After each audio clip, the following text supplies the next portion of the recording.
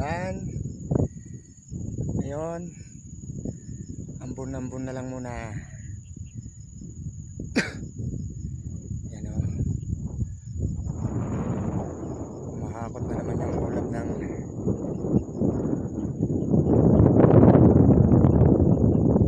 tubig. Mamaya pagpunta sa taas, uulan ulit.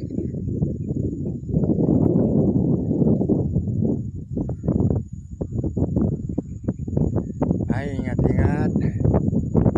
Dahil baka malakas si Bagyong Falcon. Dito naman, hindi pa masyadong ramdam kasi hindi pa malakas yung ulan. Hindi pa masyado yung hangin. Yan.